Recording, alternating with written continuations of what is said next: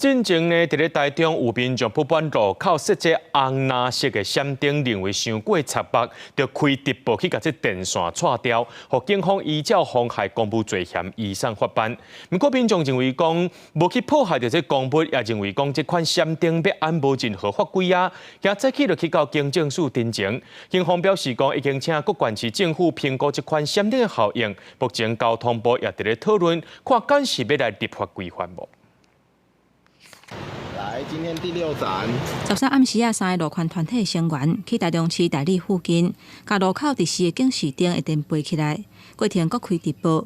警方接到通报了后，赶去现场甲阻挡，而且甲3个人带转去警察局侦办，因为毁损公物涉及刑法第138条妨害公务的罪嫌，移送法办。 不过，行列的查某人不满，因为设置这种警示灯并无法规，伊甲关起来并无破坏，甲立委去警政署头前抗议陈情。你们滥设在道路上的东西，也不跟民众告知说这到底是不是属于公务，然后就将民众移送，是一件非常离谱并且违法、于法无据的事情。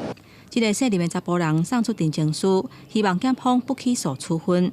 其实，这种直视的警示灯争议已经真久啊，不少民众反映伤光，影响视线。嘛，伫公共政策平台发起禁止采红蓝直视警示灯的提案，已经有超过5000人联署。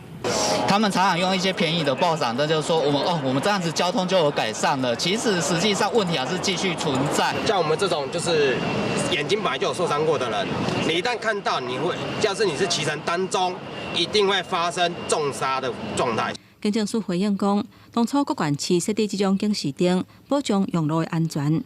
不过目前有民众反映伤光的问题，而且各县市政府家己评估敢是要拆掉。不过嘛，希望民众以正常的管道，唔通家己偷偷破坏。